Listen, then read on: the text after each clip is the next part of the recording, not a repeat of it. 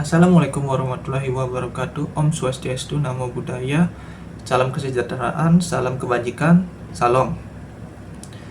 Pada kesempatan kali ini, saya atas nama Satya Sudirajati akan menjelaskan mengenai definisi ataupun konsep umum dari Living Law yang merupakan pendahuluan dari tema kelompok 4, yaitu Living Law sebagai asas dalam hukum pidana.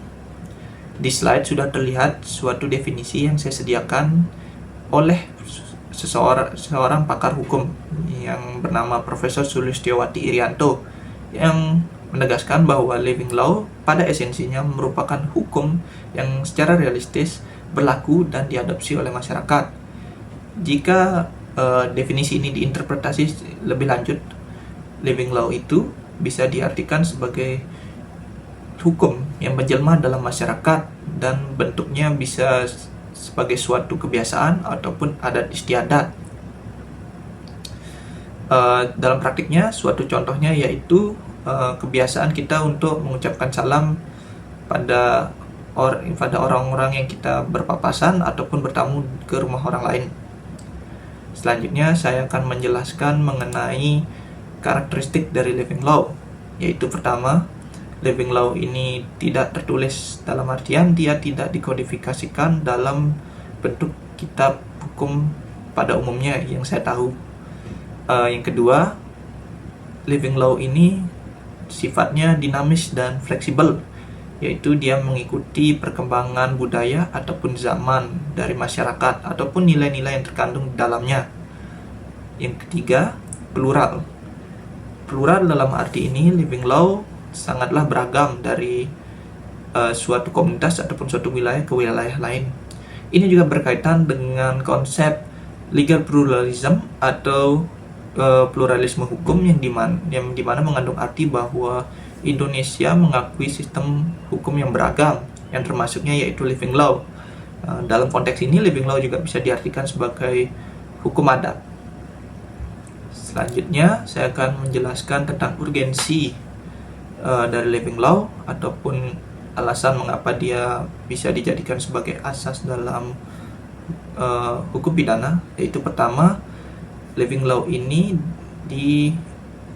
diadopsi sebagai suatu usaha untuk menghapus pengaruh sejarah kolonial Belanda di sistem hukum Indonesia.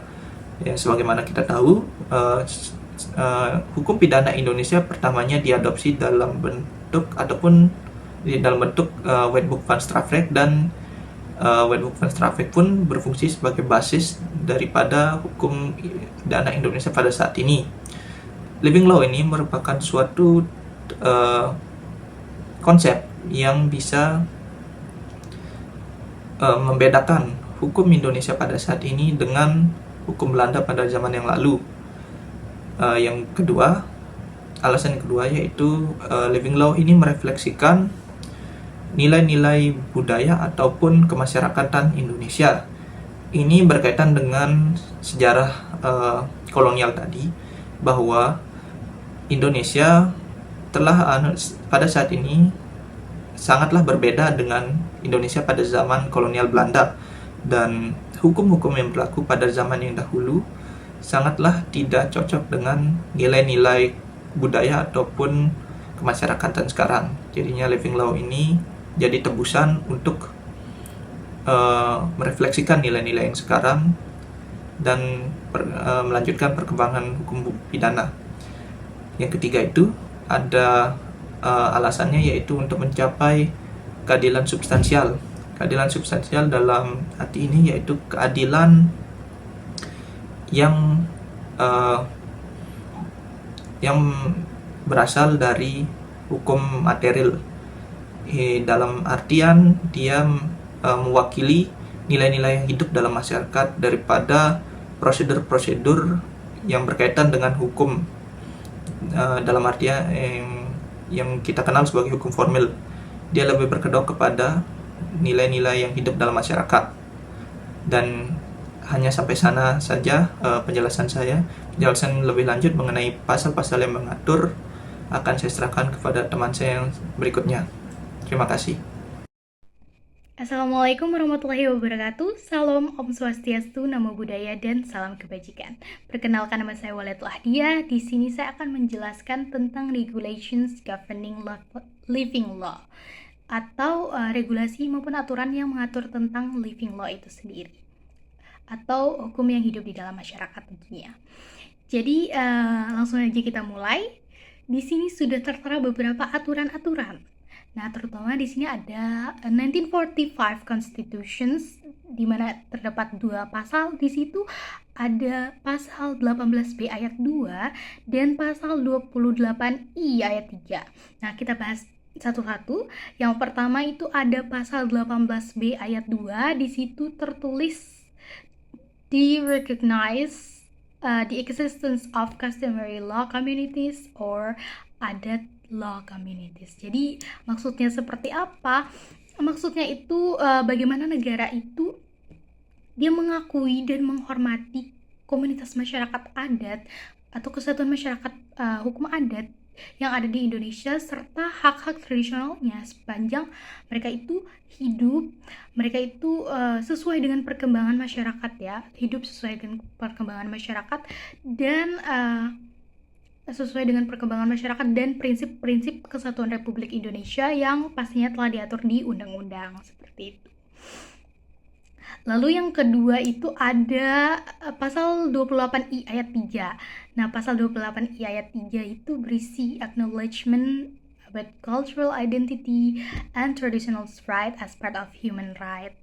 Nah, acknowledgement juga adalah bagaimana negara itu acknowledge atau seperti menghormati identitas budaya dan hak masyarakat tradisional dengan sesuai dengan selaras dengan perkembangan zaman dan peradaban seperti itu.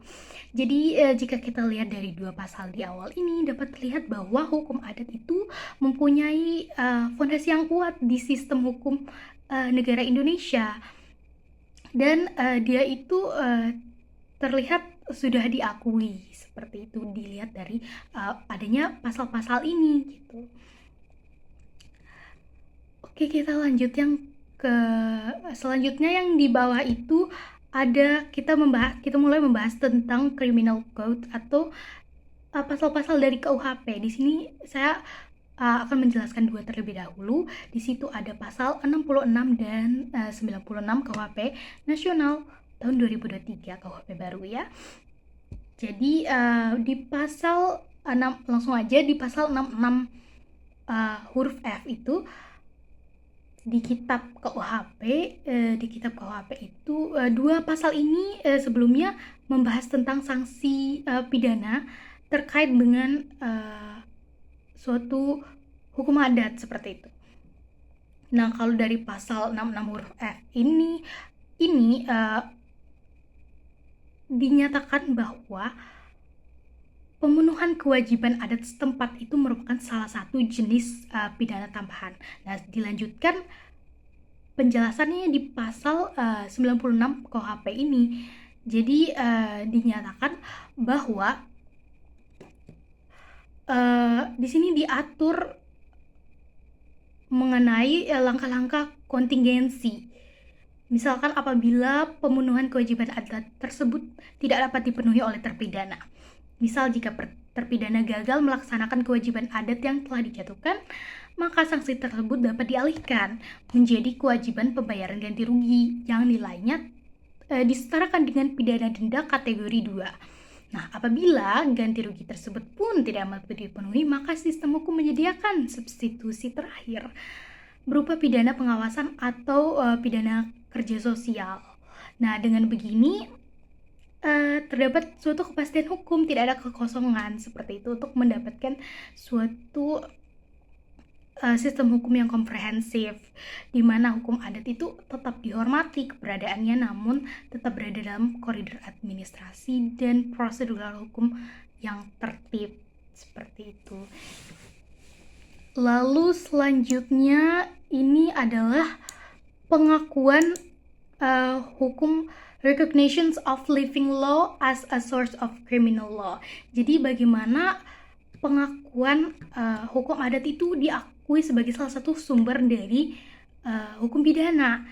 Nah, berkaitan dengan hal ini, di sini kita akan melihat pada pasal 2 KUHP Nasional ayat 1 sampai 3.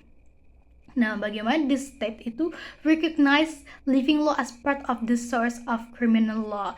Dilihat dari ketentuan yang pertama ini.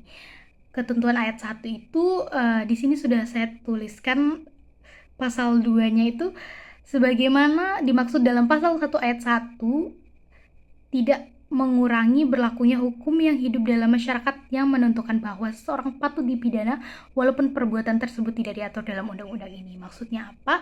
Jadi maksudnya misal sebelumnya untuk terkait pasal 1 KUHP itu dimana suatu tindakan itu tidak dapat dinyatakan sebagai suatu tindakan pidana sebelum tindakan tersebut telah diatur atur suatu undang-undangnya. Namun di sini apabila kita melihat dari pasal kedua terdapat suatu pengecualian yang mana apabila itu adalah hukum pidana walaupun tidak ada di dalam undang-undang ini dapat diterapkan seperti itu. Jadi ini juga sekaligus menyatakan bagaimana hukum adat itu menjadi salah satu sumber dari hukum pidana seperti itu. Namun adanya pasal 2 KUHP Nasional ini menimbulkan suatu pro kontra di antara masyarakat, di mana masyarakat itu khawatir apabila bagaimana dikatakan bahwa hukum living law ini atau hukum yang hidup dalam masyarakat ini adalah suatu bentuk hukum tidak tertulis. Jadi parameternya tidak dapat kita ukur seperti itu. Dari mana kita dapat menetapkan suatu orang menjadi terpidana seperti itu. Bagaimana kita menentukan suatu perbuatan ini adalah suatu perbuatan pidana seperti itu. Selain itu ada juga kekhawatiran bagaimana hukum adat ini atau living law ini suatu hukum yang istilahnya dia dapat berubah-ubah, dapat membawa suatu kepastian hukum. Seperti itu juga adalah salah satu hal yang dikhawatirkan. Namun untungnya beberapa hal ini telah terjawab. Jika kita kembali lagi, nah di sini dapat kita menilik dari pasalnya. Jika kita dapat lihat sudah diatur. Dan setelah kita melakukan beberapa riset, kita mendalami pengertian di balik pasal ini, kita mendapatkan beberapa jawabannya. Jika kita lihat dari ayat 2 pasal 2 ini, hukum yang hidup dalam masyarakat sebagaimana dimaksud pada ayat 1 yang tadi saya jelaskan, berlaku dalam tempat hukum itu hidup dan sepanjang tidak diatur dalam undang-undang ini dan sesuai dengan nilai-nilai yang terkandung dalam Pancasila, Undang-Undang Dasar Negara Republik Indonesia tahun 1945, hak asasi manusia dan asas hukum umum yang diakui masyarakat bangsa-bangsa. Jadi parameternya jelas. Di sini apabila hukum yang hidup itu sebagaimana dimaksudkan hukum adat tadi, tempat berlakunya adalah tempat di mana wilayah hukum adat itu ada seperti itu. Jadi otomatis setiap hukum adat di tiap daerah di Indonesia itu pasti bakal berbeda-beda semuanya. Dan parameternya seperti apa? Parameternya dapat kita tinjau dari penggunaan hukum adat ini, dia itu selama itu tidak ada di undang-undang KUHP, dia itu dapat dijadikan sebagai salah satu alternatif untuk sebagai bahan pertimbangan hakim seperti itu dalam memutus suatu perkara. Dan bagaimana kita menentukan suatu hukum adat itu dia dapat digunakan atau tidaknya itu bagaimana hukum adat itu dia tuh sesuai dengan penerapan nilai Pancasila, Undang-Undang Dasar Negara Republik Indonesia tahun 1945, hak asasi manusia dan asas hukum umum yang diakui masyarakat dan bangsa-bangsa seperti itu. Jadi hukum ini jelas dia tidak akan menimbulkan suatu kekosongan dia tuh jelas tidak akan menimbulkan suatu kekosongan hukum, karena dia tuh akan jelas hukumnya karena sudah diatur. Bagaimana dia diaturnya, kita lihat ke ketentuan yang terakhir atau ketentuan yang ketiga ini. Ketentuan ketiga itu mengenai tata cara dan kriteria penetapan hukum yang hidup dalam masyarakat diatur dengan pengaturan pemerintah. Nah, maksudnya pengaturan pemerintah ini adalah perda atau pengaturan daerah yang akan ada di setiap daerah. Jadi dikatakan di salah satu website dari Mahkamah Agung itu sendiri, nanti bakal akan di list tiap-tiap aturan-aturan hukum adat itu ditetapkan di perda-perdanya masing-masing seperti itu. Jadi penggunaannya akan jelas yang mana saja seperti itu. Dan untuk menjaga akuntabilitas dan integritas dari penggunaan pasal 2 ini sebenarnya ditentukan pada hakim sebagai praktisi utama yang ada di ruang sidang itu sendiri sebenarnya. Karena bagaimana hakim itu menafsirkan suatu perbuatan tindak pidana yang dilakukan, bagaimana dia menimbang, tentunya harus menimbang dari tiap-tiap pakar, pertimbangan sosiologis, dan faktor-faktor undang-undang yang lain seperti itu. Dengan adanya pertimbangan yang benar, pertimbangan yang baik dari hakim, itu akan menentukan bagaimana penggunaan hukum itu tidak akan berakhir pada penyelewengan seperti itu. Baik, sekiranya itu saja penjelasan dari saya. Untuk penerapan contoh penggunaan hukum living law ini secara lebih mendetail akan dijelaskan oleh rekan saya selanjutnya. Segitu saja dari saya, terima kasih.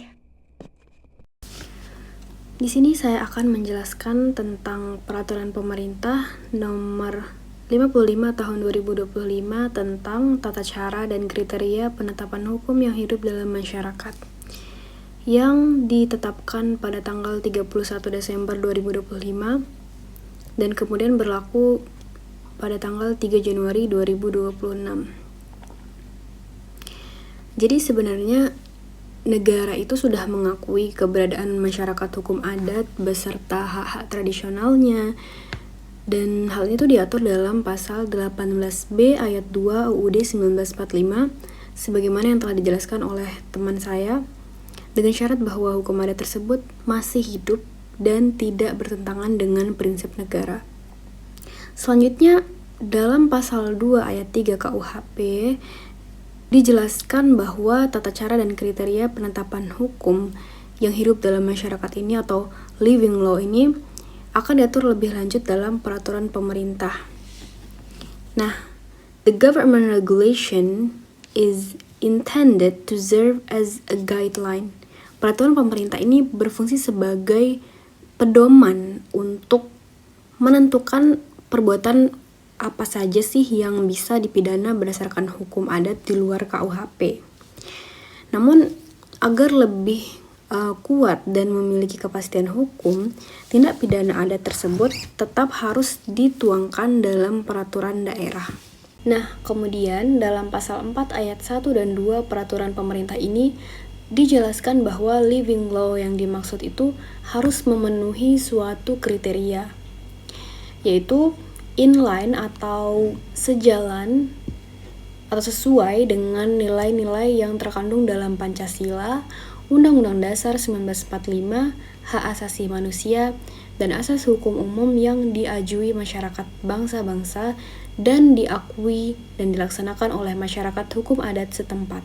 Di pasal berikutnya, pasal 5, dijelaskan bahwa tindak pidana adat yang terdapat pada hukum yang hidup dalam masyarakat atau living law ini harus memenuhi kriteria.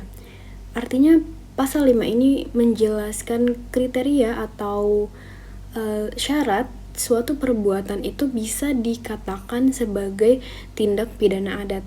Ini kategorinya ada 4, yaitu A. Bersifat melawan hukum atau bertentangan dengan hukum yang hidup dalam masyarakat. Kemudian B. Diancam dengan pidana berupa pemenuhan kewajiban adat. C. Tidak diatur dalam KUHP. Dan D. Berlaku bagi setiap orang yang melakukan tindak pidana adat di wilayah hukum adat tersebut. Kemudian, pada bagian 2 bab 2 peraturan pemerintah ini ada tata cara penetapan tindak pidana adat. Jadi, bagian ini menjelaskan bagaimana suatu hukum adat bisa diakui sebagai tindak pidana secara resmi melalui peraturan daerah atau perda. Bagian ini terdiri dari pasal 7 sampai 14, dan di sini saya mencoba untuk memvisualisasikan atau memberi gambaran tentang tahapannya sebagaimana diatur dalam peraturan pemerintah ini. Nah, di sini ada tahap proposal atau usulan. Usulan tindak pidana adat ini bisa datang dari pemerintah daerah, DPRD, dan masyarakat hukum adat. Kalau usulannya dari masyarakat adat, itu harus disampaikan melalui Pemda atau DPRD. Kemudian ada tahap research, yaitu setelah diusulkan itu ada penelitian. Penelitian ini harus melibatkan masyarakat itu sendiri, akademisi atau politisi, dan organisasi masyarakat sipil. Penelitiannya dilakukan langsung di lapangan dan hasilnya dibuat dalam bentuk kajian resmi. Setelah ada kajian, Pemda atau DPRD akan memutuskan apakah usulannya diterima atau ditolak. Kalau diterima akan ditindaklanjuti dengan membentuk perda, dan kalau ditolak akan dikembalikan ke pengusul disertai dengan penjelasan. Nah, tadi usulan yang diterima itu kan ditindaklanjuti dengan membentuk perda. Isi minimal perda itu ada pada pasal 10 peraturan pemerintah ini, yaitu harus memuat nama masyarakat hukum adat, wilayah berlakunya hukum adat, perbuatan yang dilarang, cara penanganan dan penyelesaian, cara memenuhi kewajiban adat, dan sanksi, yaitu berupa kewajiban adat. Dalam proses pembuatan perda, masyarakat adat wajib dilibatkan. Bentuknya itu partisipasi yang nyata, atau bukan cuman formalitas saja, dan ikut dalam setiap tahap. Kemudian ada government review. Jadi, rancangan perda ini harus dikirim ke menteri untuk diperiksa apakah sudah sesuai kriterianya. Pemeriksaannya melibatkan menteri terkait, dan waktu maksimalnya adalah 30 hari. Nah, kemudian hasil pemeriksaan ini bisa 3 kemungkinan, yaitu semua sesuai, sebagian sesuai, dan tidak sesuai.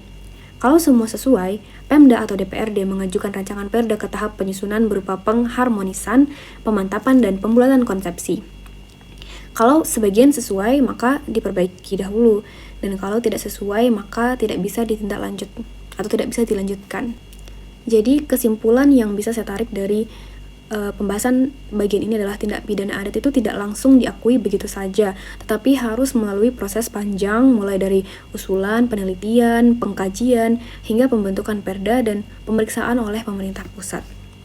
Hal ini bertujuan agar hukum adat yang diakui tetap sesuai dengan nilai hukum nasional serta tidak bertentangan dengan Pancasila dan hak asasi manusia.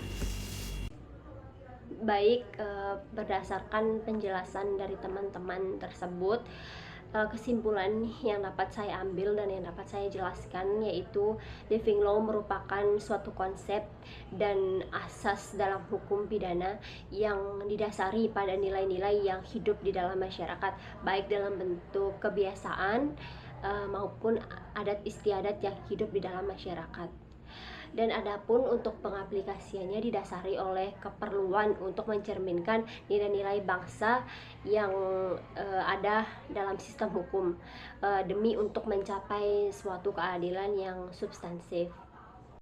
Dan dalam hal praktiknya, living law merupakan suatu terobosan baru di dalam sistem hukum pidana yang dilegalisasi melalui perda dan hanya berlaku di mana hukum tersebut berasal, seperti sebagaimana yang telah dijelaskan lebih lanjut di dalam Undang-Undang Pasal 2 Nomor 1 Tahun 2023. Sekian penjelasan dari saya, terima kasih.